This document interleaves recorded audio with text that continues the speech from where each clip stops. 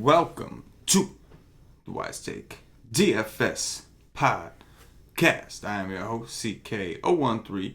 You can find me on Twitter at CK_013.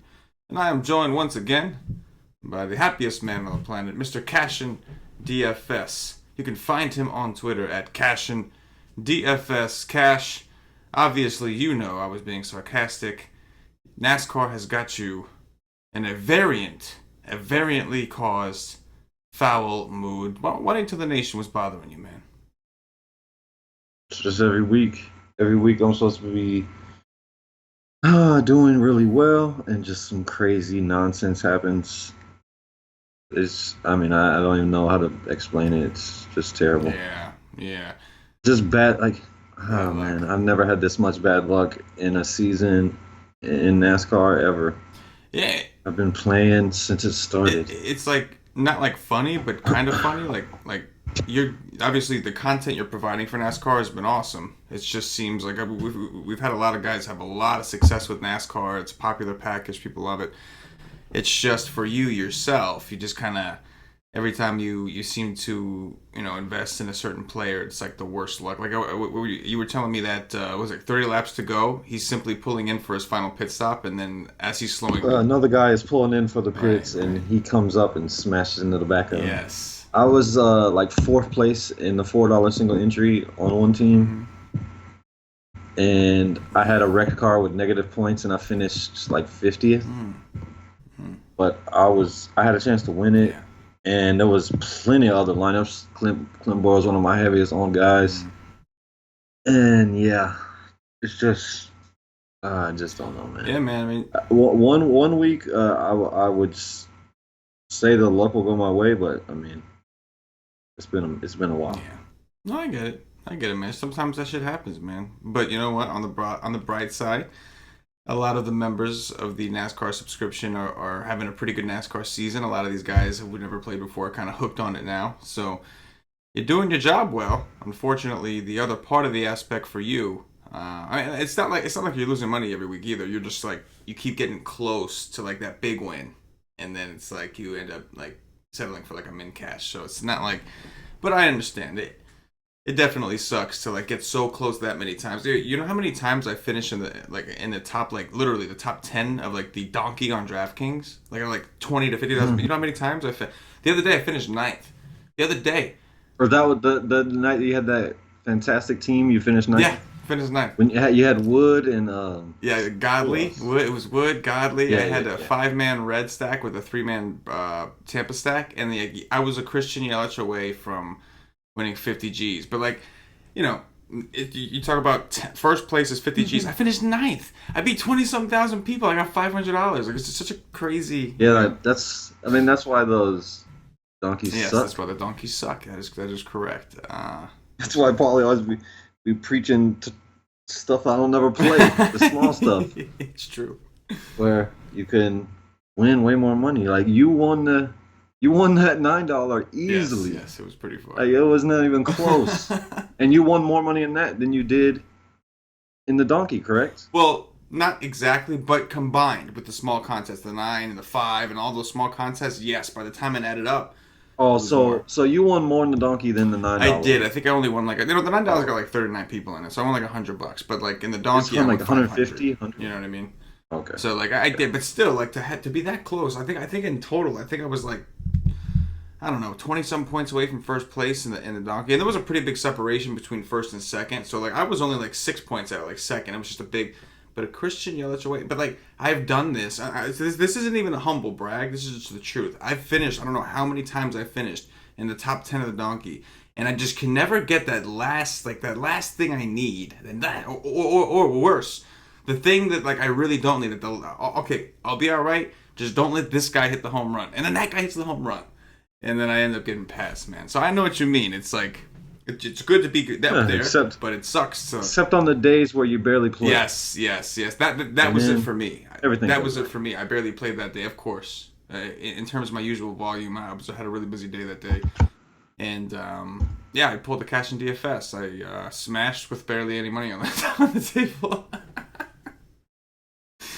Yep. All right. Well, probably pissed at your kids again because I brought that up. My bad. That one was on me. That one was on me. My bad. My bad. Anyway, man, it's Labor Day. Well, tonight it's not Labor Day, but tomorrow, by the time people watch this, it's Labor Day. Monday, September 3rd. A lot of people off, which means we have 2 slates on a random Monday. Normally, Monday's a pretty quick show, typically 10 games or less, but it's Labor Day, so we're going to cover both slates as a little bit of a gift to our listeners, a Labor Day gift, if you will. So we have 2 opportunities to make that money. We got NFL coming up. I got me a $333 ticket that I did win that day. I won the $333 into the NFL Week 1. I forgot what the contest is called, but pretty excited for football, man. We have a Labor Day NFL full season sale. Normally our NFL package is $99.99, but if you act now, and it does expire after Labor Day, you can get it for, I think they get $25 off, 25% off. So you get it for like $74.99, which is a pretty good deal for the entire NFL season. But anyway, I know CashinDFS takes no days off, so I'm not even going to ask you what your plans are for Labor Day because I know what it is. You're doing the dirty. No, I don't have days off. You don't have days off. No days off. What? We don't need days off. Days offs are for peas. Right, Cash? That's right. That's right. That's right. I learned that from you, my friend. That's who I learned that from. All right. Let's get this thing rolling in that thing. Nathan Eovaldi of the Boston Red Sox visiting Touki Toussaint of the Atlanta Braves. The A-Town all day. CashinDFS's hometown. Atlanta Braves, that is. Total here is 9. Atlanta plus 110 at home. 85 degrees, 56% humidity. 9-mile-per-hour winds projected to blow in from left. That's a little different here. We'll see if that holds up tomorrow. Cash, what are your first thoughts here? So it's not Newcomb. It's the croissant kid with a T. Yes, the croissant with a T. Is it Toussaint or Toussaint? Hey, do you know? I have no clue, but I know that this kid is just another fantastic top prospect arm that the Braves just shit out. That's what they do. Where is this game? Hold on, what day I'm on?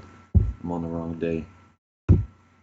Kid is good. How much is he? 7K.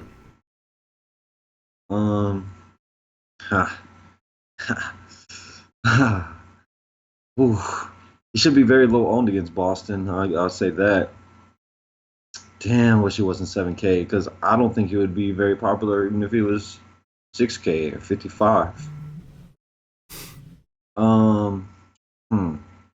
That's very interesting to me. I gotta look into him. Boston on the road is not the same team. He is a righty, but maybe JD misses. JD got hurt, correct? I believe so. I do see a Q tag by his name. I mean, I thought he played for pretty much most of the game. It must have came kind of late. Unfortunately, I did roster the Red Sox, some of them. James Shields went out there and, did his James Shields. James Shields do James Shields things. He did exactly what he did. He did big game James Shields things. Completely shut down the Red Sox. I don't pick on James Shields. Yeah, I always get tempted to. I picked on Weaver, and that didn't work great either, but I had some Texas. I pitched Boyd. I had the one combination that probably nobody else in the industry had. I had Boyd and Desclafani. Yeah, I bet you would. That's how I roll. That's how you roll. And Desclafani sucked. I don't know. I think the kid is interesting because he should be super low owned. It's even better if JD is out for sure. Eovaldi, I can't do it.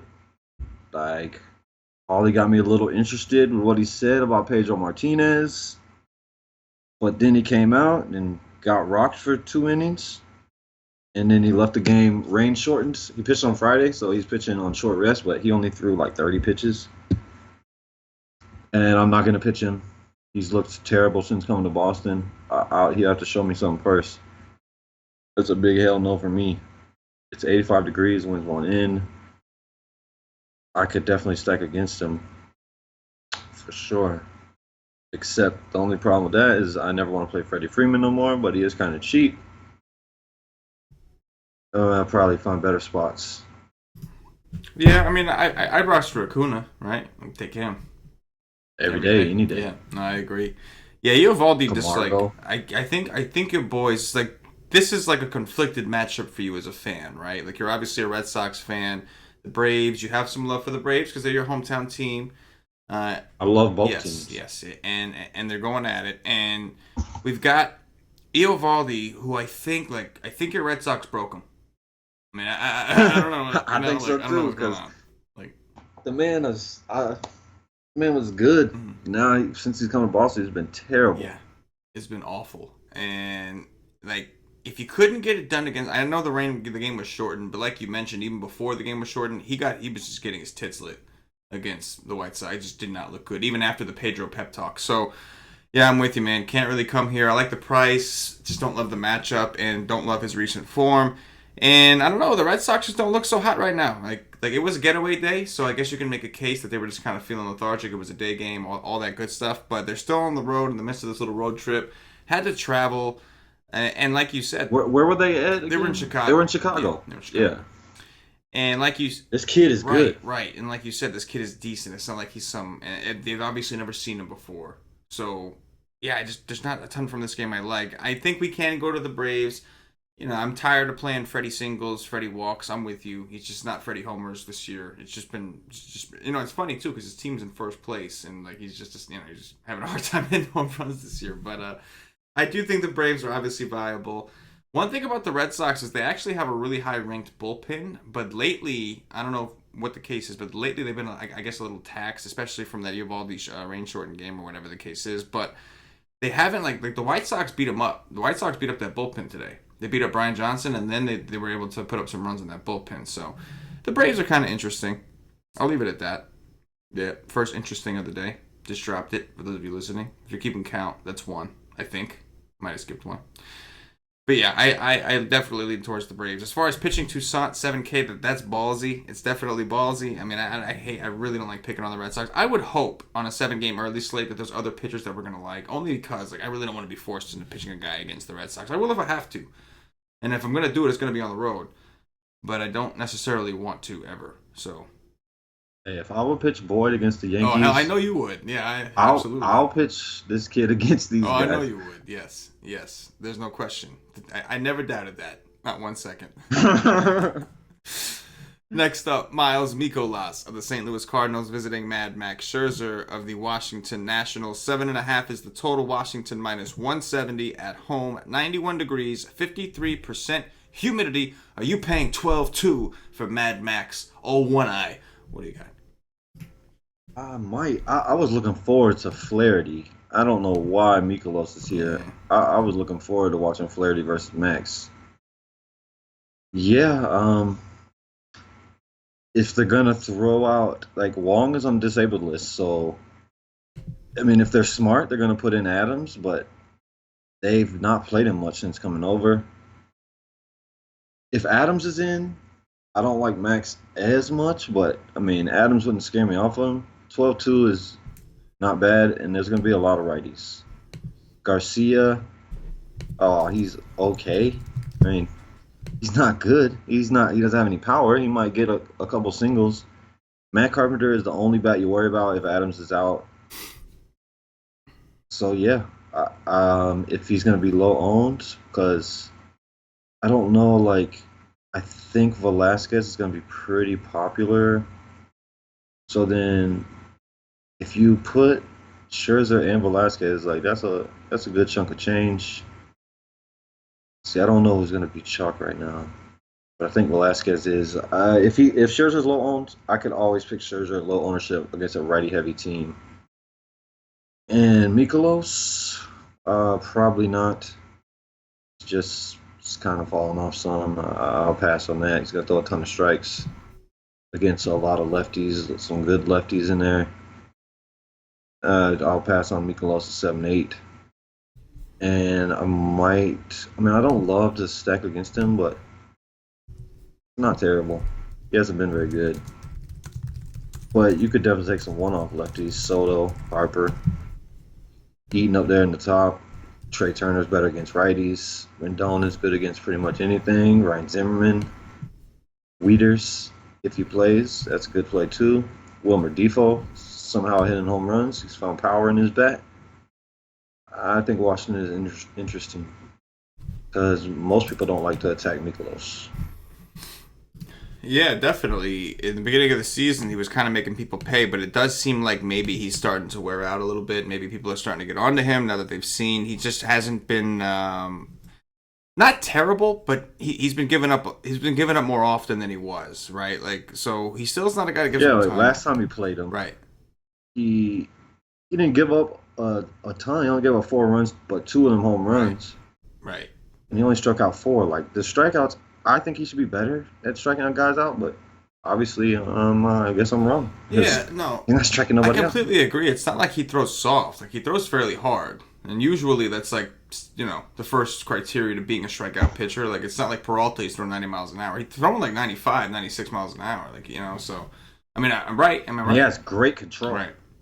So that's strange. And he does throw junk, I'm pretty sure. So it is kind of strange that he doesn't get those strikeouts. Maybe his spin rates aren't efficient enough, if you will.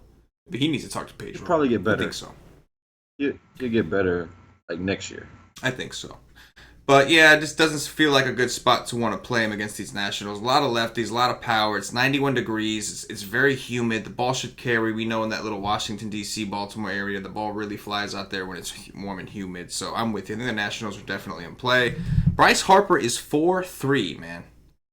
Bryce Harper is 4-3. Wow, he's cheaper than Soto, Turner. Cheaper than both of them. That is like he's the same price as Adam Eaton, Like, that's like... Yeah. I mean, I don't know, man. DraftKings just slapped a disrespect tag on Harper. Don't get me wrong. I understand that he has not been the same Bryce Harper, but that's just disrespectful to my man. That's a trap. Yeah, it's probably a trap. Probably something I would play in a cash game, though, because, people are going to play him, and if he does happen to hit a home run, you're screwed, because he didn't play the guy at 4-3 that was underpriced at home run. But I'm with you. In tournaments, I think he's very, very highly owned in it. There's so many outfielders. I don't think there's a way to, you don't have to rely on that. But, that's pretty crazy, 4-3. As far as for Scherzer in cash games, I took a quick peek at some of the pitchers, and I don't really see how you can do a cash game without Max Scherzer, just because he's, so far above everybody else in talent level. And in tournaments, I'm with you. It's really only if we think he's going to be lower owned. I don't think he will be that low owned, only because... usually when a guy is a popular cash game option, they end up being fairly popular in tournaments as well. So I don't know how long we're going to get him. I'm a little concerned. I don't know. Scherzer's been kind of up and down. He saw the Phillies the first time, put up a 28. 7 innings, 10 Ks. Not bad. I mean, played the Marlins, had a decent game. 6 innings, 7 Ks. But that's not a Scherzer game. It's like a Max Scherzer game. That's just like an okay average game. But, I feel like he hasn't actually crushed his price tag since that day in Miami where it was, his birthday. And even then, 8 innings, 11 Ks, which, again, is a good performance. But that's not a Max Scherzer performance. If Max Scherzer goes 8 innings, the old Max Scherzer, he's getting you, 13, 14, 15 Ks. You know what I'm saying? So, he's coming off a game where the Phillies just beat his ass up. He gave up 2 home runs, 3 earned runs. Only went 5 innings, only had 5 Ks. It is his second time facing him. Right, in back-to-back in the hitter's park. Yes. Yeah, I'm not going to harp on him too much, but that's also a park that's typically favorable for strikeouts. Just ask Aaron Nola, who went out there and struck out a ton of Cubbies today. He did get, he gave it up eventually, but he had a lot of strikeouts against those Cubbies. So Scherzer scares me, and in tournaments, I really, really, really want to try to find someone else. I'm just worried that I'm not going to like too much else, but we'll see. Hopefully I will. I mean, you pay for the floor. Pay for the floor. That's exactly it. You're 100% right. You pay for the floor. Vince Velasquez of the Philadelphia Phillies visiting Jose Urena of the Miami Marlins. Total in this game is 8. Miami plus 132 at home. It looks like it's going to rain, so I'm sure that they'll close their roof down there, do an indoor party, which makes this an awesome pitching park, of course. How about Reed Foley? Finally did what he was doing in AAA. Finally had one of those games against these Marlins, man. Went out there and balled out. Sure did. Yes, he did. And I faded him. Well, that happens. But I just didn't. Hit him with a chalk. After certain chalk. guys I just don't want. After chalk. I get it. Well, it's chalk I don't want. I know. Just like this guy that I think is chalk.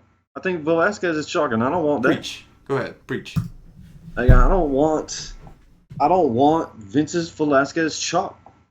That's just volatile chalk. Vince Velasquez can get blown up anytime, anywhere, against any team. He is as far as safe as you'll see. Can he come out and dominate Miami? Of course. There's no doubt about it. He could come out here and dominate these guys. He's very good against righties. But this guy could get killed in his chalk. That just puts me ahead of the field. I will not play Vincent Velasquez is chalk. I'm not going to do that. I will find pivots. I could pivot to the guy on the other side of this game, especially if they throw out a bunch of righties. I like Urena. I like Urena at home. And I really like Urena against righties. They can throw out a ton of lefties. That's the problem. But didn't they? They played Lynn today, correct? Who? Oh no! Oh no! They didn't play Lynn. Who played Lynn today and threw out a bunch of righties? Played Lynn. Oh, okay. And they tattooed him.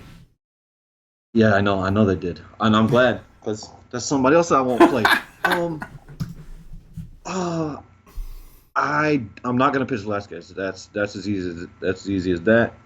I might pitch Urena. It's just a massive park. I mean, he's not as good against lefties. There's no doubt, but I'm not scared. These guys don't scare me, especially in this massive park. The guy's at home. He's 6'4", and I'm a fan. And as far as Velasquez goes, I would much rather take bats against him than pitch him. Riddle led off today. He's cheap. He's a lefty. But other than that, like, you're going to have a bunch of righties here. Real Muto, he's a stud, but he's too expensive. Like, the problem, I like to take bats against the chalk, but there's just not no bats that I really like. You could stack them because they could single and double them to death. I just don't see home runs, really. Brian Anderson, Real Muto. That's probably it. Why is Dietrich not in this lineup? Did something happen to this little asshole? I don't know. That is a good question. I mean, they could just be doing the youth movement, just trying to play as many young guys as possible. He should be in that. He should be in that 4-hole. Mm. But yeah, I'm not pitching that chalk. I'll pass. Yeah, no, there's no way he's not popular. There's just no way. Number one, Reed Foley came out there as chalk, destroyed these Marlins. Number two, Velasquez has had 2 really good starts against Miami already. Oh, yeah, that's right. Last time he dominated them. Put up a 30 and then put up a 28 before that or something like that. So I'm with you. There's no way Velasquez isn't chalk. And in tournaments, it just on this type of slate with like 7 games and a lot of different ways to go, it just doesn't make a ton of sense to me. Like, not to jump too far ahead, but like Dallas Keuchel's on this slate against the Twins, and he's only 7'9". I could see him and Velasquez being a pretty common pairing for the people that don't want to pay up to Scherzer and just want to try to load up on certain bats. So I can already see that being kind of a like I just don't see how Velasquez isn't one of the highest on pitchers on the slate, and that has me worried in tournaments. In cash games, if he's popular enough, you can play the block. Some people like to play the block, whatever it is. Like, you don't want to overthink things. But in tournaments, like, not all chalk is bad chalk. I get it. But this, like, Velasquez is a guy who you don't typically want as chalk. He does have some underlying issues. He can get a little wild. We know Miami can get a little pesky. So I think I'm with you on this one, man. He's there. I just don't see how he's not one of the most popular pitchers out there. So maybe somebody that's preserved for cash games. And in tournaments, you just got to try to roll the dice with somebody else who's maybe either not as talented or maybe just has a slightly better matchup in a different way. I understand there's going to be a ton of righties and it's super attractive, but like you said with Lance Lynn, he had a ton of righties. He's really good against righties. And that wasn't the case today. So maybe some variance kicks in and he gets his ass kicked a little bit. As far as Urena, I did earn a little, who did Urena throw at? Urena threw at somebody. I forgot. Acuna. He threw at Acuna and he hit him in the hand. This whole big thing. Like, I mean, I never want to see a guy get hurt from something like that. But at the same time, like, I mean, you know, Urena was defending his team. He's defending his team's honor. He's on a bad team.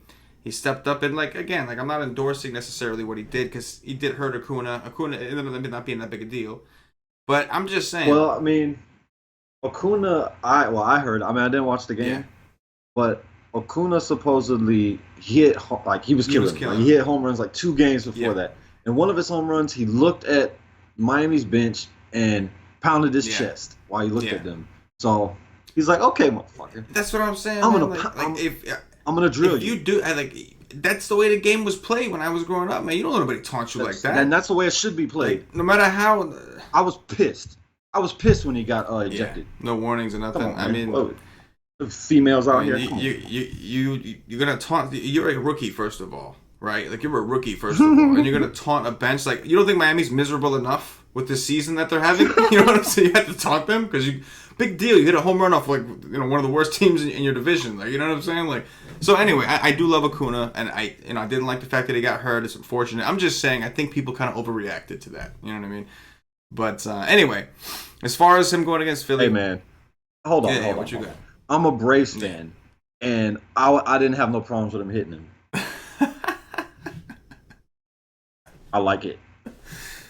Oh man, I'm with you. But yeah, Urena at 6'4" is interesting. Philly does have a tendency to strike out a lot. They did bring some of these guys like Asdrubal Cabrera, Wilson Ramos, some of these guys who are supposed to help in that department, but they're still striking out a little bit. So Urena hasn't looked too good against them lately, but when he's at home, he does pitch a little bit better. He knows how to take advantage of this big park. He's got decent ground ball rates, and Philly's looked like ass lately. So Philly against lefties, that's like the new thing, man. You see what Lester did to them today? Lester Yes, I feasted. did. Feasted. Shout out to Paulie D. Paulie D was on that. Philly has been Philly has been really bad against lefties. Jason Vargas destroyed these guys in that Little League park. I mean, it's not literally a Little League park, but you know what I'm saying. It was Phillies and lefties. Not a good thing. They got Ramos, too. Shit. From The Wire. You seen The Wire? That dude that always says that? Shit. I have. Yes, they're striking out at 24.5% with a 120 ISO Mm-hmm. over the last 6 weeks, 81 WRC plus against lefties. Mm-hmm. So yeah, Yep. Hashtag I would bad. say that's a thing. Hashtag bad. But yeah, other than that, there's not too. I'm hoping there's other things, like other games that we'll like more, because I'm not digging this game all that much if I'm going to fade Velasquez in tournaments. But in cash games, I think it's okay. Matt Harvey. Oh yeah, he's too cheap. Too cheap. Agreed. Matt Harvey of the Cincinnati Reds visiting Trevor Williams of the Pittsburgh Pirates. 8.5 is the total. Pittsburgh minus 133 at home. 89 degrees, 52% humidity. It's pretty hot and pretty humid out in Pittsburgh. I feel like it's been a while since Pittsburgh has been home. Anyway, what do you got? Well, I like the Matt Harvey price. 5.5. The guy's been pretty good. He's Matt Harvey, so of course he can get beat up. But I mean, the guy's pitching in this tiny ballpark in Cincinnati and putting up nice games against some pretty good offenses. 5.5. I'll take my chance in this huge park. It's hot, but it's still a huge park. The guy's been good. He's only 5.5. So, yeah, I like that. And Trevor Williams has been unbelievable. I think this is his most expensive price of the season at 8.5. The guy's been really good. I hate to pay the price increase, but this slate isn't fantastic. Like, I'll pitch Trevor Williams over Vincent Velasquez. I'll find that $1,100. As far as bats, Corey Dickerson, this guy. Is anybody falling off more than Corey Dickerson? What is Corey Dickerson doing recently? I'm assuming Like, that I much always at like 3.7. If his price went all the way down to 3.7, I'm assuming he hasn't done all that much lately. I normally like to play Pittsburgh at home or on the road, but I would rather go to Matt Harvey because it's a low price. But you can come over here like Polanco. He's super expensive, but you can go there. Marte, I like him better against righties. Frazier, I won't play Dickerson. This guy's I'll just pass on that. Like you could one off some of these guys. I don't think I'd be stacking them. And then on the other side, I just stay away. They're going to a huge park from their little tiny park, and Trevor Williams been too good. If I was playing anybody, it'd probably be Scooter Gennett, but I'll probably be passing there. Yeah, man. Trevor Williams has sneakily had a pretty good year, and like I guess his price is up to 8.5, so I guess it's not that sneakily to DraftKings and their algorithm. But in general, man, the dude just doesn't really get hit that much. Like every once in a while, he'll give up a few runs, but he's done a really good job at limiting his hard contact. The Reds, are healthy, so they're not a team like when we get this healthy Reds lineup. I don't love attacking them with right-handed pitching because of all those lefties, and sometimes it can be tough to strike out. Like Votto is just a pain in the ass, right? Like he don't do shit offensively enough for you to roster him, but then he sits there just doesn't strike out either, so he just makes life difficult for anyone. Just very unproductive. It's a very unproductive player for DFS purposes this year. But Trevor Williams at 8.5 does feel a little expensive. Matt Harvey at 5.5 is kind of interesting, mainly because the Pirates seem like they've been struggling a little bit. I'm very worried. I think the last time we saw the Pirates, it was in Cincinnati, and they tattooed him. They really beat him up pretty good. But this time it's in Pittsburgh.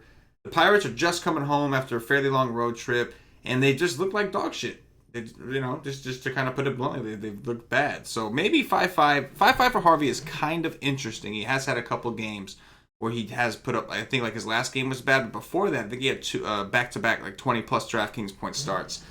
But another situation where I'm not super excited for anything in this game. Just not super excited. Trevor Williams, if he was still in that 6 to 7K range, I'd have a lot more interest. But at 8.5, now I need some of those strikeouts, and I'm just not sure he's going to produce those for me. That's the reason I like Harvey, because you don't necessarily need it. Right, 100%. He's only 5.5. Like 100%. These guys ain't striking out a ton. I mean, yeah. They're not really ever going to strike out a ton. They're striking out 21% recently against righties, but there's no power there whatsoever. Yeah.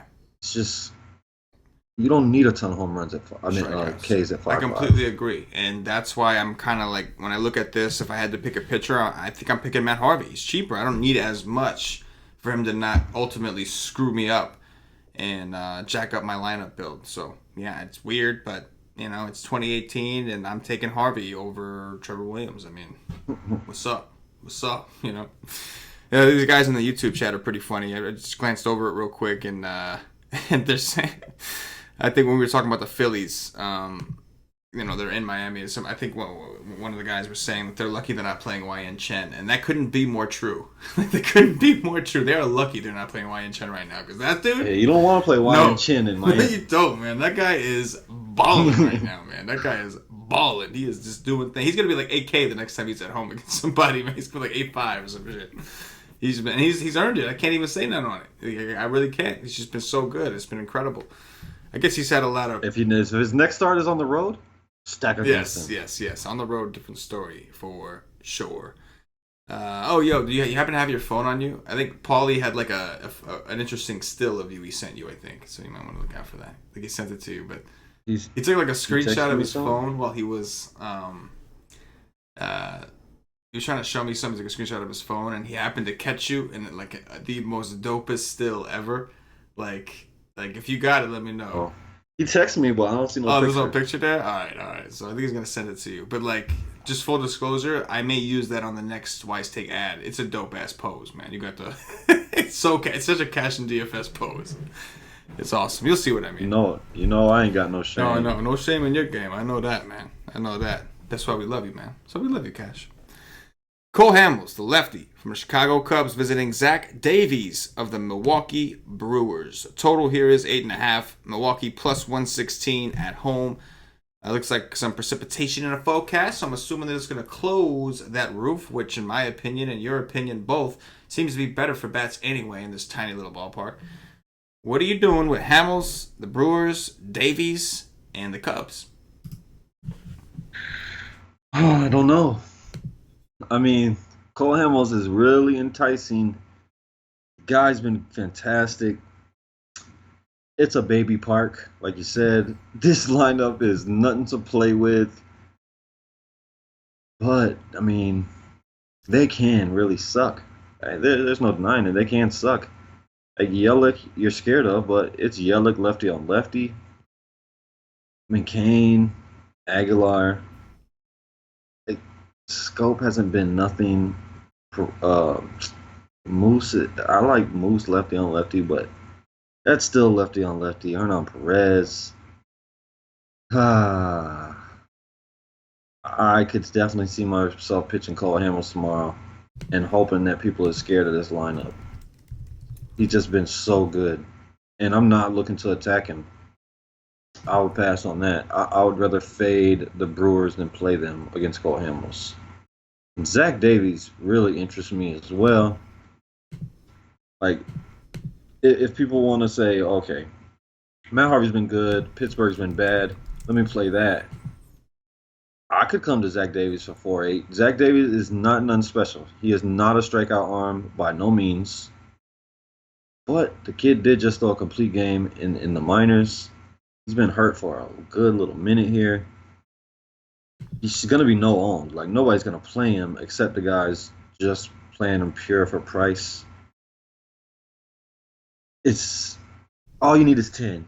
So if you get 10 and afford the bat you want, I don't mind it. But you could definitely take Baez on 100%, Murphy, Rizzo. Bryant is back. Schwarber. Like, this lineup is very good. What are you doing, CK? You going to stack one of these guys? You know what, man? I think, just for tournaments, the game theory in tournaments, I think the move is to fade. Cole Hamels. Yeah, Cole Hamels, yes. But, hear me out on this. So, Davies is super cheap, right? So, we don't need a ton from him. I'm not saying you have to play Davies. I'm just saying he's super cheap, 4.8. He did just come have a good game. But, the Cubs just beat the shit out of Nola today. They did it it was death by home run. They struck out 12, 13 times, some shit like that. But they hit a lot of home runs. It was just boom, boom, boom. So, I just don't see how the Cubs, who, if you look through, the offenses, compared to the offense we have on the slate, is the hottest offense we have right now. Maybe the Cardinals, you can make an argument, but they're playing Scherzer. People aren't going to do that. But the Red Sox just everybody that played the Red Sox today just got screwed by James Shields. So, maybe them. But outside of them, I just don't see how the Cubs aren't the chalk offense on the slate. Because you got Kyle Gibson against Houston. Yeah. They got to be the chalk on the slate. The biggest part of it, too, is not only what you said about what happened today, but they're going against the cheapest pitcher. Mm-hmm. So people will just go down and see the cheapest pitcher oh, he sucks immediately. And I don't think Zach Davies sucks, but I don't think Zach Davies is good by any means. Yes, completely agree with you. So I do think that just from game theory alone, even if you're not looking at if you throw the stats out of the window, game theory alone in tournaments tells me to avoid the Cubs and tells me if I really want to leverage against the field, I may have to try to pitch Davies at 4.8. But game theory, is game theory. It's just it's a scary thing. But in tournaments, it's something that if you want to get ahead, you're competing with 20-something thousand people. You want to know how you get ahead to the top. It's by using game theory and leveraging against the stats sometimes. So the stats are all going to tell you. My whole lineup today was game theory. I didn't do 1 second of research. Absolutely. I said, okay, Boyd against the Yankees, please, I'll take that.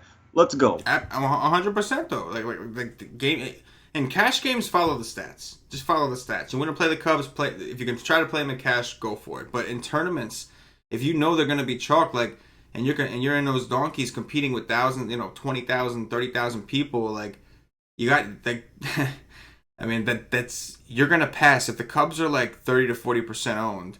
You're passing so much of the field. You're already passing the guys that played the Cubs. And now by playing Davies, you're going to pass a whole other percentage of people who didn't play the Cubs and didn't play Davies. And it's a double whammy. Yeah. If they stack the Cubs and play Chalk Velasquez gets beat to hell. The Cubs suck a big D. Then you're just now you're rolling, rocket shipping up to the top. Oh yeah, you are rolling at that point. Wet spot, everything, right? So yeah, man. I mean, standard. It's our first look. Game theory alone, the Cubs are in an optimal spot, of course, and the Brewers bullpen has kind of been in shambles. Hader has looked horrible ever since the whole race thing broke out. But yeah. So obviously, I know the Cubs are in a great spot. They're in the optimal spot on the slate. I'm just saying, maybe if you're playing both cash and tournaments, you play them in cash, and in tournaments you get different, you get funky, and you go against the grain and leverage. It's just a game theory move, strictly a game theory move. That's it. And I'm with you on the Brewers. I'm not too interested. Maybe an Aguilar, maybe a Braun, but I mean, I'm not. Hamels has looked good, man, since going to the Cubs. He's looked really good, so I'm just not dying to do it. Just not. But yeah. It's seeming I can see Keuchel, Velasquez, and Cub stack. That's what I think is going to be a very common build in tournaments tomorrow. Keuchel, Velasquez, and a Cub stack. Because you're looking at neither pitcher is above 8K, which is going to allow you to play. I mean, Rizzo's 5'3", Bryant's 5'1". They're all crazy expensive. So I don't know. I'll do the research. If the research is too juicy for me to pass up, I may end up with a little bit of Cubs action. But I think I'm gonna play the Cubs in cash and then fade them in tournaments. That's what I think I'm gonna do. And maybe if I'm feeling froggy, if I'm feeling myself, then maybe I throw Davies. Maybe I sprinkle him out there. You know what I mean? That's how I'm feeling right now. Yep. That's how I'm feeling. Michael Fulmer of the Detroit Tigers visiting Ronaldo Lopez of the Chicago White Sox. Total in this game is 9. Chicago minus 120 at home. 86 degrees, 59% humidity. 6 mile per hour winds blowing in from right field. It's a day game. Tigers on a day game. What you thinking? Well, what I'm thinking is that these would be my pivots from Velasquez. Ronaldo Lopez makes me really sad because I wanted to play him against the Yankees because I love taking pitchers against the Yankees that just strike out a ton and they suck. And I just love to just watch the pitcher just dominate them. It's awesome. And he did that, and I didn't have it, and I was really pissed at myself. Ronaldo Lopez has decent enough stuff to strike guys out. And Ronaldo Lopez will go deeper into the game than Velasquez, because Velasquez hasn't been getting to 90 pitches for a little minute here. Lopez is going over 100 2 times in a row, as long as he's not getting rocked, of course, which could happen. Ronaldo Lopez could get rocked, but Fulmer is the same. Fulmer could get rocked here. This was his first game back from the DL. You think he had like a 17 or something, 18, 16, somewhere around there? It's the same thing every day with the White Sox. You can take the pitcher against them no matter who that pitcher is. You could stack them against any pitcher. I don't care who that pitcher is, because that's just the way it is right now. These guys are going off on the regular, or they're striking out at a 35% clip and just really sucking. So every single day for the rest of this year, you're going to be able to stack the White Sox or play the pitcher against them. Simple as that. I like Lopez much more than I like Fulmer, but that's me. I like the White Sox lineup. The Detroit Tigers, like, I piss on that. The only guy I like in the lineup is Castellanos. That is it. Point blank. Period. Nobody else. Piss on that. Yes. Love it. So Fulmer definitely, Fulmer just is coming off an ass whooping from the Royals. I'm going to kind of just put that to the side. I just checked. His velocity's fine. He's still throwing hard. See, that's what I wanted to say, too. Yeah. I want to check to see if he's good. Yeah, he looks okay. I just checked his velocity. He's averaging over 96. So, that's his standard average. It doesn't look bad. He looks okay. I think it was just kind of fluky. They've been having some weird weather in Kansas City with winds blowing out. Could have been that situation. So I'm going to throw that out the window. Like you said, in his first start back, he did do well against the White Sox. Well enough, considering he only went 4 2/3. Because he seems to be on a pitch count. So that worries me. I want to dig and see if we can get some information and see if they're going to raise his pitches up. Because he threw in the 70s both games. So I would think they're going to try to raise him. I'm pretty sure that they said they wanted to stretch him out more in the second game. Okay. But then he got you can't stretch him out more when he's getting killed. Yeah. You're not going to just leave him out there and get pounded and embarrass himself. Absolutely. So I think you could be onto something. Maybe people stay away from that. If we get any word that they're going to raise his pitch count, he was able to get an 18 off 72 pitches. So if he's able to go 85 or 90 or even more, I think he's in a pretty good position to capitalize on that against the White Sox, who, like you said, do strike out a ton. As far as Ronaldo Lopez, he finally had a decent game against the Tigers in his last outing, and it wasn't a great game, but an 18 was decent. At 7-3, I would take an 18 if I really felt like Velasquez was gonna bust and Velasquez was gonna put up a 15 or 10. I could take my chances with Ronaldo. I don't love to pick on Detroit when it's a day game. They I don't know. It used to be a Miggy thing, and now that he's gone, they're all repping the squad for him, and now they're all doing well in day games. But I do think this is a spot where maybe because we have Keuchel, because we have Velasquez, I think we're in a situation where both these pitchers are going to go relatively low owned. And we're looking for pivots without sacrificing too much, so it's kind of interesting, I do believe. I don't love it overly, but I think that there's some upside here. There's some opportunity. One thing about Ronaldo Lopez, is the dude does have a pretty nasty slider. So when that thing is on, he can rack up the Ks. And like you said, man, like it's the last 2 games, 111 pitches against the Tigers, 108 against the Yankees. They've been letting this kid let it rip. They've been letting him go, and that's something that, like, even if he gives up a few runs, they're gonna give him an opportunity to correct himself and like bounce back from those runs. So I do like what I'm seeing there. This man happens to get you a 25, and Velasquez sucks and only gives you like a 16 or a 17. You're in a pretty good spot at that point. And Fulmer at 7-1. I really hope that we get something like late too. Like I want it to be like 30 minutes before lock, the report leaks. I mean, I know it's ridiculous. Like, if there's a report out there, they're going to leak it earlier than that. But it'd be nice, man. Like 30 minutes before lock. Like, Fulmer's going to go 95 pitches today. I'd be like, yes. Like, you know what I'm saying? Push the chips in at that point. Push them in. And say, F you, Velasquez. And if you do, make a hitch. Yes, that is a very good point. Because regardless of anything, the Royals put up like 7 runs on him pretty quickly. So that was, that was like, they can go ugly. Last game on the early slate, Kyle Gibson of the Minnesota Twins visiting Dallas Keuchel of the Houston Astros. Total in this game, the hell, is 8.5. Houston minus 220 at home. Obviously, they're going to close the roof. They got rain in the area as well. Keuchel 7-9. 7-9 for Dallas Keuchel. What do you think? What I think is if that Velasquez is chalk over Keuchel, I think that's wrong. Keuchel at home, a lefty against Minnesota. I mean, Minnesota I think has been a little better, like, really recently against lefties, but we know what to attack Minnesota with, and that's lefties. Dallas Keuchel at 7-9, I really like the price. He should be more popular than Velasquez, in my opinion, but I don't think he's going to be. I like Dallas Keuchel. Like, he might be favorite pitcher on the slate. Kyle Gibson, no, I'm not going to pick on Houston when they're fully healthy. That's just an immediate pass for me. So that's a no. Tyler White, the guy's on fire. It is a righty, but Tyler White's on fire. You could stack Houston any day they're fully healthy, but I'm probably going to be staying away and hoping that Kyle Gibson pitches decent.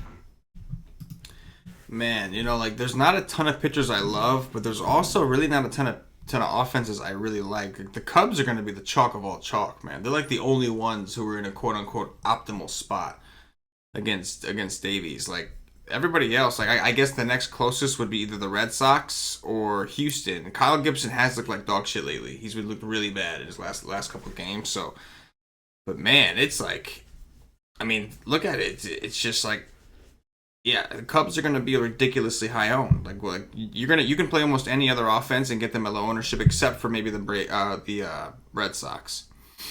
So like that kind of makes me like have more interest in the Braves. We got Eovaldi. I think that the Braves, maybe the third highest, like the Braves and the Nationals, just got a lot more interesting to me from a game theory perspective. Like I like Houston. I think it's fine, but they've just kind of struggled to show the power all year. I'm totally fine with Houston. I don't have a problem with Houston, and they're still cheap. Like Springer's still 4K, Altuve's 4.4. These are guys that we were paying through the nose for, like last year, earlier this season. So they're all still cheap. There's value there. Twins have a bad bullpen.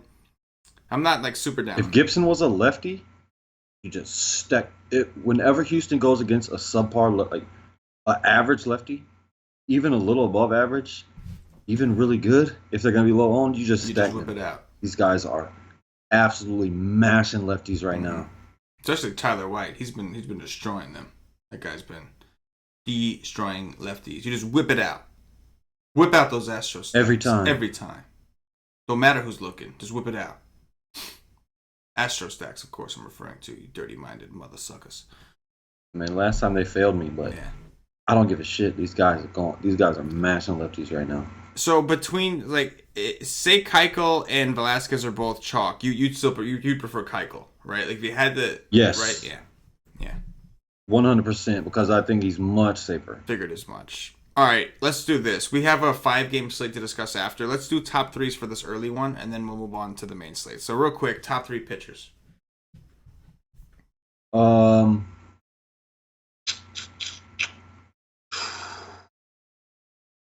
Max Scherzer, Matt Harvey, Ronaldo Lopez. I can dig it. Max Scherzer for sure, far and above the best pitcher on the slate. And then I'd have to go with, yeah, Dude, I like Urena too. Ugh. I would. I like some. Oh. I'd probably lean Harvey. He seems a little bit safer than Davies, ballpark considering, and opponent considering. And then I guess, oof. I really want to say Fulmer, but I gotta know that he's gonna be able to throw at least 80s. I'll say Fulmer, but that's gonna have an asterisk next to it. If his pitch count's not being raised, then I can't do it. But I do think it's gonna be raised. He's already had 2 games where he threw 70. They meant to raise him last game, just couldn't do it because he looked like dog shit. But he looked pretty good against these White Sox the first time when he first came back, so I'll go with Fulmer. Top 3 stacks.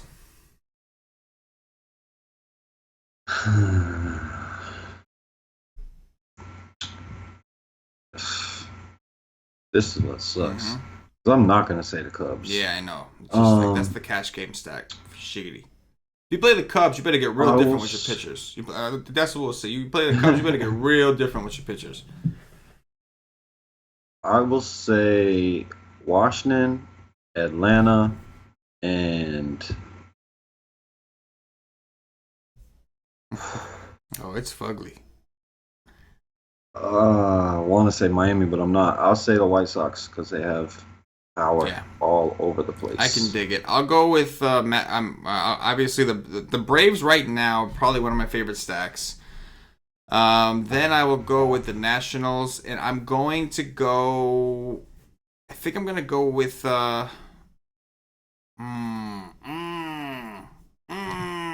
decisions.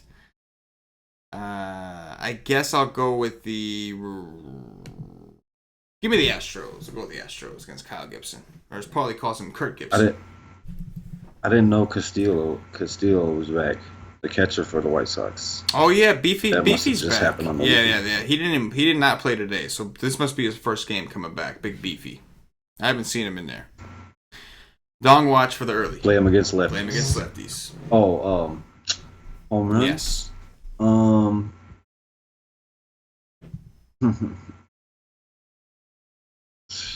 My goodness gracious. Oh yes. Acuna. I like that. Acuna Matata. I will go with I'm gonna go with Mr. Chalky Bryce Harper at 4-3 because it's like, I mean, he's 4-3. I mean, it has nothing to do with, his price has nothing to do with home runs, but I'm gonna go with Harper against Mikolas.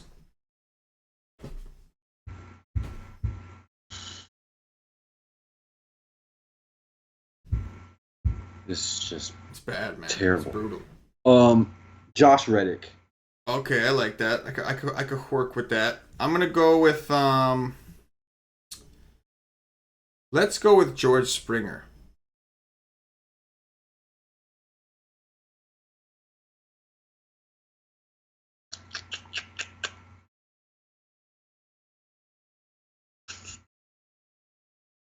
Soto. Oh yeah, okay. All right, that was one I missed. And then I will go with man, as much as I like respect the Braves offense, like when it's time to pick home runs, outside of Acuna, there's just nobody you ever want to pick. Like there's just nobody that you wanted to say, this guy said no home run today. It's just like a. I mean, I would have to say Marquez. Yeah, but like that's not fun. Like that's not like, you know, no. That just feels dirty. I'll go with let's go with Tyler Austin against Keuchel. Take a shot, right? Let's take a shot with Tyler Austin. I you know. He's the main reason the Twins have been a little bit better against lefties. He's like the main catalyst. So I'll rock with him. He had a day off. All right, main slate time. We got 5 games. We're going to do the damn thing, just like we did before. And looks like Tampa, from what I see, does not have a pitcher. Unless you have a pitcher. Do you have a pitcher for Tampa? I don't have one for him. No. It's going to be a bullpen game. Like bullpen Geezy. So we'll have to fun figuring that shit out. But we do know Marcus Stroman. Oh, I mean, I have Yanni Chirinos as the projected long reliever guy. Okay, so that's something. So Chirinos probably going to get the majority of the long innings. At least we never know what the Rays are actually going to do. But what we see is he should. So we'll just go off of it. visiting Marcus Stroman. We don't have a line or a total because they didn't announce the starter on time. But right in the area, should be a closed roof. Main slate action. What do you got? Well, it's a damn shame your Rays ain't at home today. I know, man. Stroman just got absolutely obliterated, right? Oh, I mean, he did score negative, but he only gave up 1 home run. He just pitched against these guys on the 12th, and they only scored a run off of him, but he only went 5 innings. Stroman is a piece of crap. Stroman sucks. I might stack the Rays up here. They're probably better as a 3-man stack, not a 5-man stack. But G-Man Choi is one of my favorite players. Love that guy. And that's really like all I really like. Duffy has been hitting the ball pretty well. Kiermaier is always interested in. Bowers is really cold right now. Oh, this guy Brandon Lowe. Didn't he double dong today? Like, this kid has power. He's second base outfield eligible for 3-2. I'm pretty sure this kid has some power. Mm-hmm. I know he hit at least 1 today. Yeah. He's 3-2. He's batting 9th. Nobody is playing him. I don't care what he did today. Unless you're playing him in cash for value. But nobody's trying to play a guy with a 9-hole in cash. Oh, yeah. This guy has 3 homers in his last 4 games. Yes, please. I will sign up for that. I will sign up for a 2% Brandon Lowe home run against this sorry piece of shit. Please. I'm in. Let's go. Yeah, that guy was tearing it up in the minors, man. Like, there's a reason he had a slow start in the majors, but that guy's got a lot of power, a lot of upside, and it seems like he's starting to get into stride now because he's been hitting home runs more recently. So I like that as a value play at tournaments. As far as the rest of the Rays, I play them way more than I should. I can admit that. I have a healthy relationship with it. I could acknowledge it, you know. Stroman's been bad. I think this is his first start in a while, right? Like, he hasn't started since the beginning of August or some shit. Yeah, it's the beginning of, yeah.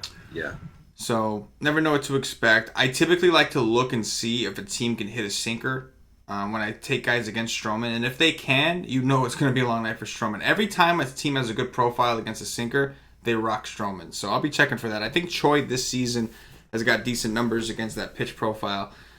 So I'm with you. He's like the one guy I'm looking at. Maybe a Malik Smith. You want to take the Rays when they have stolen base upside because you don't want to rely on home runs because when they have days where they're just morning track power all day. There's just some days. I mean, normally at home that happens, but I would imagine we're going to see other teams that we prefer. Although the Blue Jays bullpen is pretty bad, so if Stroman's going to be in a pitch count for any reason, if we find out he's not going to throw a lot, and you get the Rays against that terrible bullpen, there could be some upside there.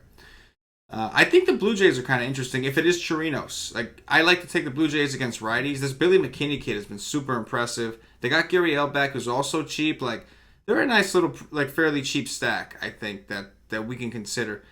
When Russell Martin is playing third base, like, it's just disgusting. You know what I'm saying? Like, when that dude's at third base, it is disgusting. But Donaldson's not there, so. Not that he played anyway. He just got traded. He's in Cleveland now. Not that he played anyway. Dude was hurt the whole season, but maybe Toronto's kind of sneaky. Do you ever get Stroman and Estrada mixed up? Because I do all the time. No, you know who I confuse? I confuse Aaron Sanchez and Estrada. I confuse those two all the time. Oh, see, now not me. Yeah. No, not me. I don't do that. But I always get Stroman and Estrada mixed up. It's Estrada that's been getting it. Yeah, Estrada's been the one getting his ass handed. They're actually opposites. Stroman's a ground ball pitcher and Estrada's an extreme fly ball pitcher. It's like, I know. I just always get them two mixed up. A game that's not so sneaky. Matt Shoemaker. Haven't heard of that name in a while, have you? Of the Los Angeles Angels. Visiting Jeffrey Springs, the lefty from the Texas Rangers. It's Arlington. However, it's very humid, but it's not that hot, at least now. We'll see what the temperatures are tomorrow, but I'm seeing 83 degrees. It is 68% humidity. There are winds blowing in through center. What do you think? What I think is, first thing I'll say is just stack this game every day. It's as simple as that. Real easy. I'm a fan of Shoemaker. Big fan here. He has a fan in me. But his first game back in Texas, no, I'll pass with ease on that. Jeffrey Springs, whoever the hell that is, I don't even know anything about Jeffrey Springs. Is he a bullpen guy? Yes, he is. It's gonna be a bullpen game. Awesome.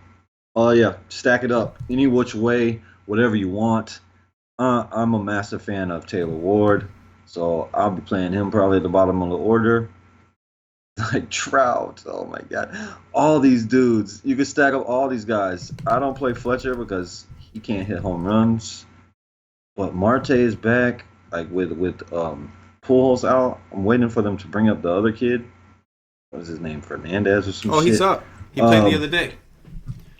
Okay, because he's super cheap still, right? Yeah. If he's in, he's a very good value.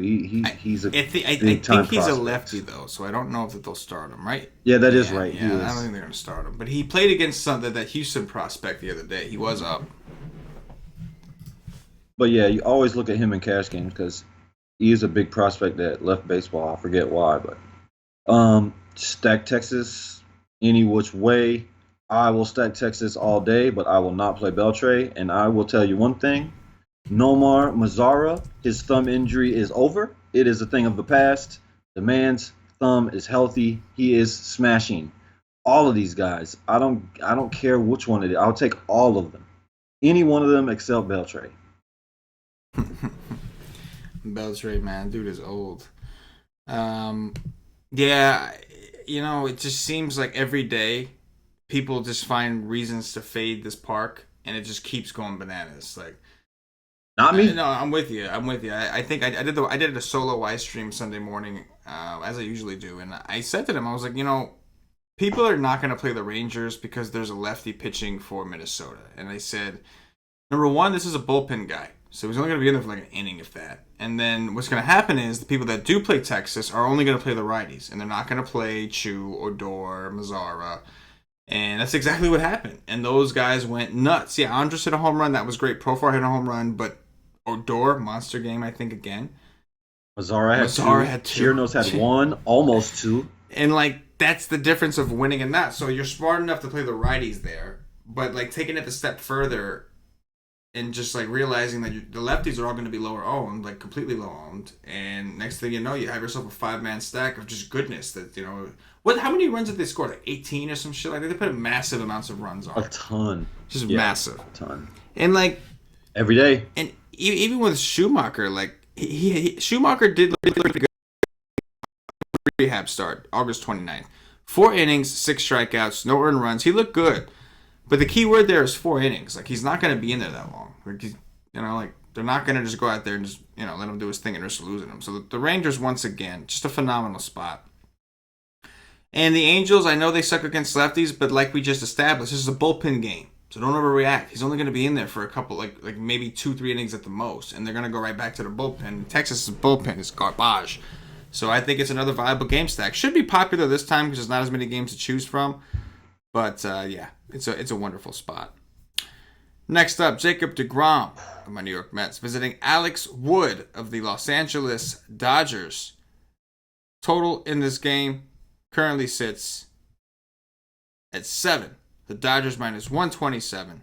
At home, 80 degrees, 53% humidity. What you doing with deGrom?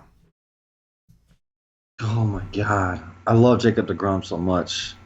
The guy can just never get a win. How Wheeler just gets a win every time he touches the mound, and deGrom can't get a win for nothing. I don't know. I absolutely love deGrom. deGrom is super expensive. I mean, there's only 5 games. Shoot, how expensive is this Texas game? Pretty damn cheap. I mean, there's plenty of value on the Angels.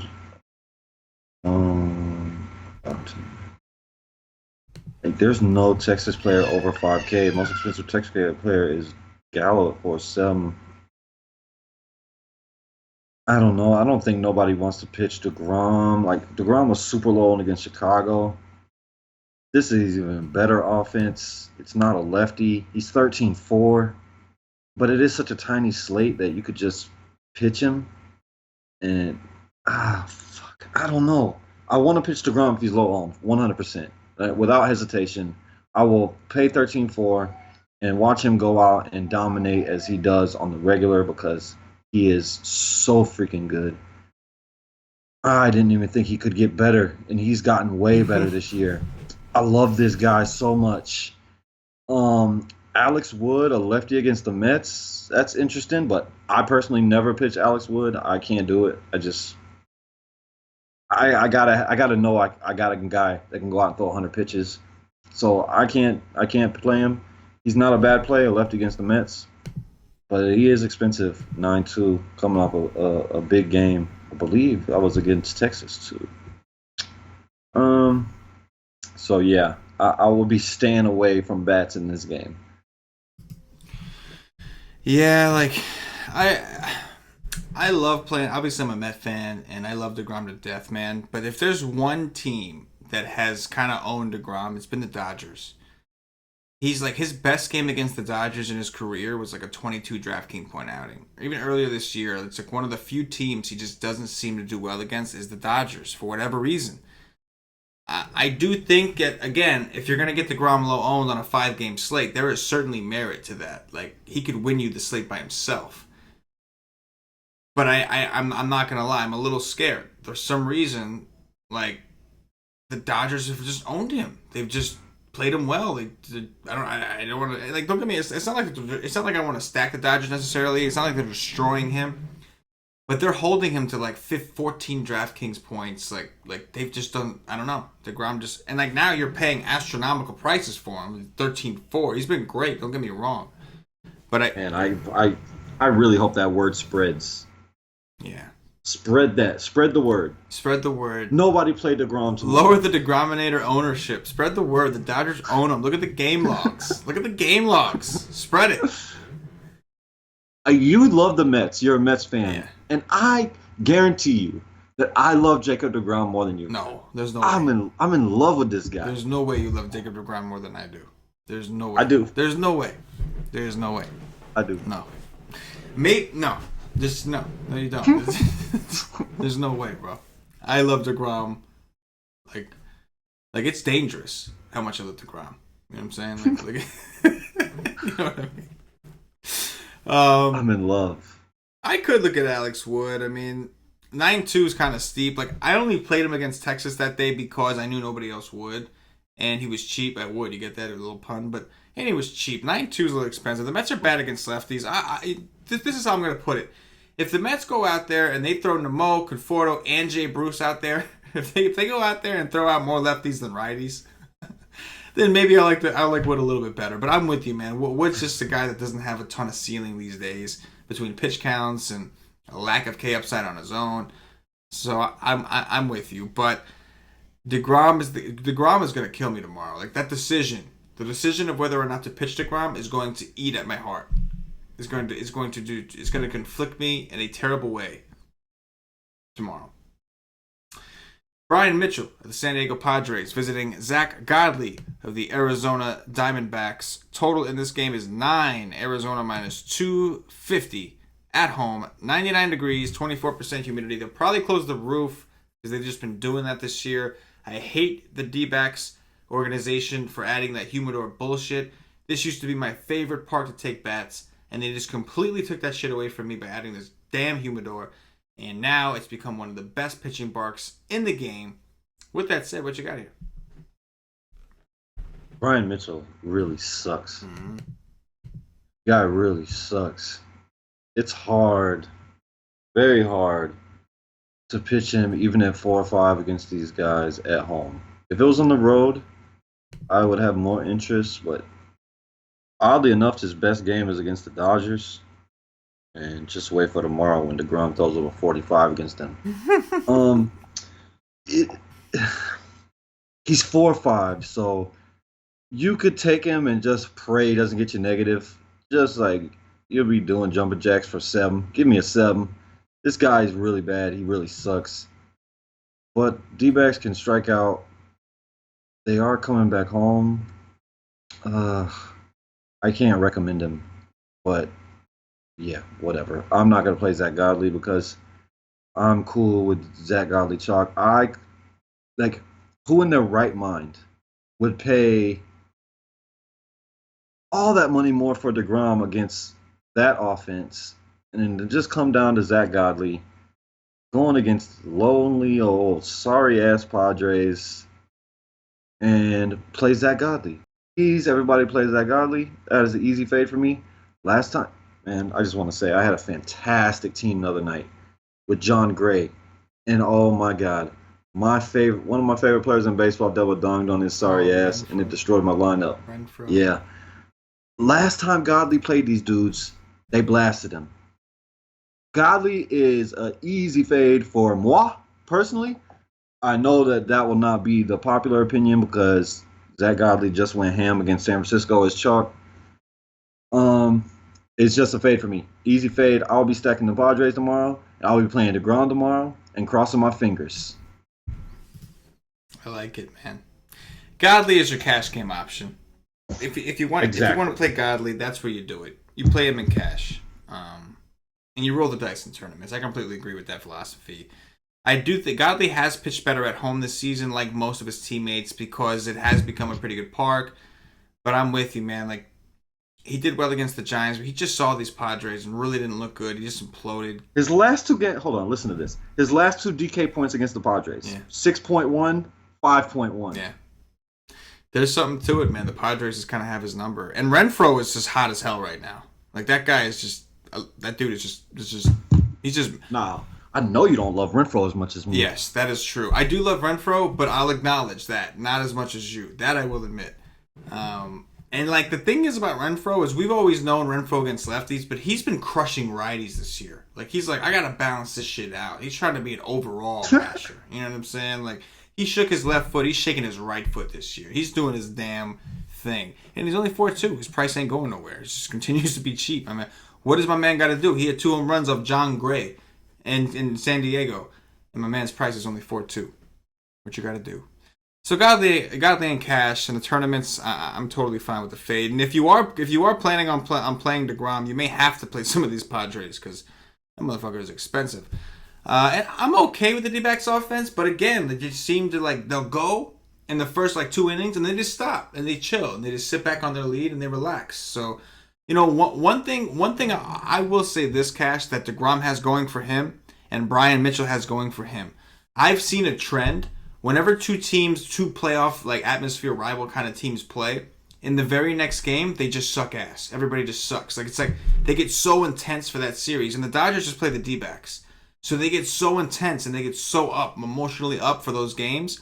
And then they have what you see in college football and college basketball, the letdown game, some young team upsets some big top-ranked team. And then they play a team that's worse than them and they lose. And, I've seen that so far happen. I've watched these teams kind of do it with the Indians and, all these different teams, like the Red Sox. They get so up for that game, and then the next series, they're not nearly as up because they're playing opponents that don't matter. And then these teams come out and dominate them.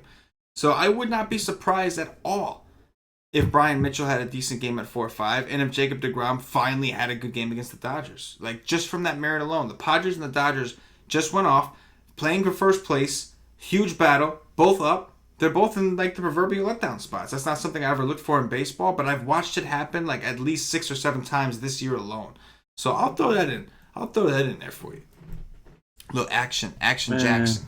You know what I'm saying? Brian Mitchell, he literally he's might be the worst pitcher in the history of Major League Baseball. Not just this year. Yes.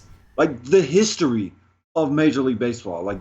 This guy is so freaking bad. But he is coming back from the minors. I don't know how long. He was injured, so I don't know if he actually even got to pitch much in the minors. But good God! He was. Oh my God! It was. I gotta say, it was my favorite thing. Yes, I was just gonna say when he was in the when he got sent down, that was a very sad day for me because there was always every 5 days there was something an easy decision to make, and it was stacked against him. It was nice. Was he hurt? Did they set him down because he sucked so bad? You know, he was hurt. Oh, yeah? His feelings, his pride, something like that? Or was it really? He was just activated from the disabled list. Oh, God. No, he still looks horrible. He was in single A, first of all. Like, he was getting strikeouts, but, like, okay, his last game was August 20th, and this is A+, dude. This is what we're talking about, A+. So, he went 7 innings. He gave up 7 hits, 4 earned runs, 1 home run, 5 strikeouts. The game before that, 6 innings. How many walks? Because 2. He walks more guys than he strikes out. Only 2. So that he's got going for him. The game before that, 6 innings, 2 earned runs, 8 strikeouts. So that was actually a decent game. But we're talking about single A. Like, my man was in single A for 1, 2, 3, 4, 5, 6 starts. And now he's coming up to play the D-backs, the first place D-backs in Arizona. So maybe the Brian Mitchell was a little bit of an exaggeration. My point was just that it wouldn't surprise me if Arizona kind of just dudded, right? Like, I think people are going to go to Arizona, and it wouldn't surprise me if they just disappointed. Maybe I should have left it at that. But it does make the Grom's case look a little stronger, knowing that these Dodgers went from playing a first-place battle to now playing a team that can't sniff a win for their ace. Last game, Josh Rogers, a lefty from the Baltimore Orioles, visiting Erasmo Ramirez of the Seattle Mariners. Total in this game, 9. Seattle minus 200 at home. 71 degrees, 45% humidity. What you got? What I got is I'll find the money to go to Josh Rogers over Brian Mitchell because oh my God, I can't pitch Brian Mitchell. Or this Ramirez kid, which he just dominated Arizona, by the way, and then came back and got mashed by who other? My Padres. They just handed it to him. I will pitch both of these guys over Brian Mitchell in this park. It's 71 degrees. It is a massive park. I'm not coming here. I'm not playing no bats here except Nelson Cruz against a bad lefty. Anytime, any day, beats. That's a commandment thing, so Exactly. You don't have a choice. And these dudes, Baltimore. Let me just go over here. Baltimore's been good against righties. Yeah, they've been hitting. Trey Mancini. The strikeout rate is down. WRC plus is way up. WOBA's way up. Yeah. Like everything is good. I mean, the ISO is not spectacular, but these guys have been really good against righties recently. Mancini has been on a tear. He's been, the hitting specifically he's been on a tear. Like, he's making up for the entire season of stats. He's just like he's cramming everything into like one small section. Yeah, no, I get it, man. I don't. Rogers it scares me just because.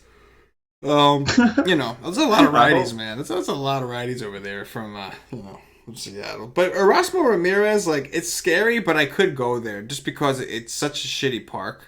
Like, and Erasmo has been a lot better aside from the Padres, who the Padres they're just tearing the ball up right now. So I mean the Padres. Think about who the Padres have beaten up lately: Robbie Ray, Zach Godley, John Gray, Erasmo Ramirez. So like the Padres have just been pretty good. And the only thing about Ramirez is he's not stretched out, so they're not really letting him go that deep. So that's obviously a risk. But I mean, he only threw 80-some pitches against the D-backs, and he was able to put up a pretty good score. So I could come here.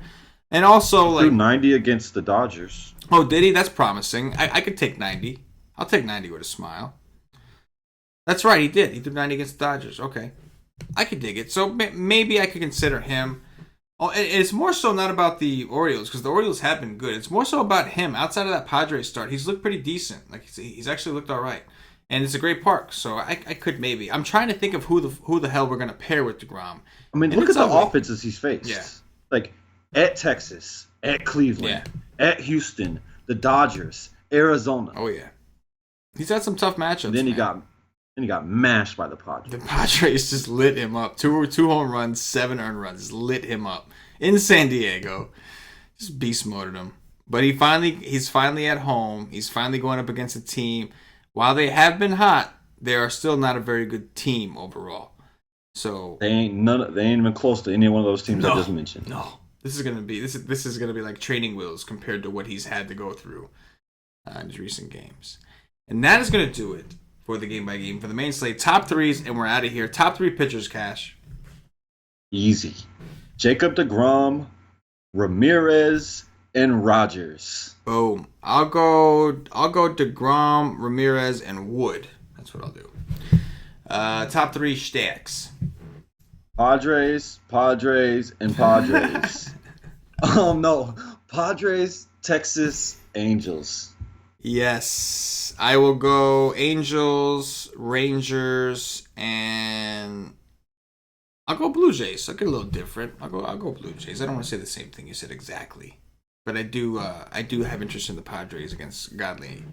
I really like the idea of Godley and Cash in a Padre stack in tournaments and just calling it a wrap and just doing the dirty, potentially winning both. Dong Watch, who's going deep? Yeah, with as chalky as Zach Gallen's going to be in Cash, you could definitely win both easily. Yeah. Hunter Renfroe. Knew that was coming, so I had Nelson Cruz ready. Oh man. Yes. Nomar Mazara. Okay, I'm not gonna do the Trout thing because I feel like that's basically like taking a course, guys. So I'm not gonna do the Trout thing. I'll go with I'll take Billy McKinney. I know he's not a huge home run guy, but I think he could do it, man. I like that kid a lot. You know what kid I like a lot? Oh, your boy. I don't think he's going to play today, though. Oh, what? Franmil Yeah, Reyes. Franmil. That'd be nice. He would definitely be a home run for me, but I don't think he's going to play. So, I will say Will Myers. There you go. Sticking with the theme. I'll go. I think Sin-Soo Choo is due, man. Odor Mazara has been taking all the work. I think Sin-Soo Choo is due for a home run. And that is going to do it for the Why Take DFS podcast. If you're watching on YouTube, please click that thumbs up, that like button, subscribe to the channel. If you're watching on Facebook, give us a like and a share to support the Why Take Nation. If you're watching us on Twitch or Twitter, give us a follow, give us a retweet. And if you're listening to us on Podbean or iTunes, give us some 5-star reviews. Help up us up those charts. All these things really help us out. They go a long way. If you're a fan of the nation, want to support the nation, all we ask is show us a little bit of love, whatever platform it is you are watching or listening to us on. Cash, anything in closing? Yeah. Tomorrow's Labor Day, correct? That's the holiday? Yeah. Like, I don't give a shit about no holiday. Okay, on Labor Day, just fade the chalk for once in your life. Don't play the chalk unless you're playing cash. Do not play Vincent Velasquez in tournaments. Do not play Zach Godley in tournaments. Just don't do it.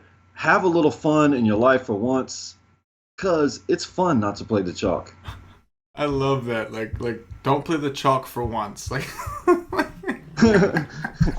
for once.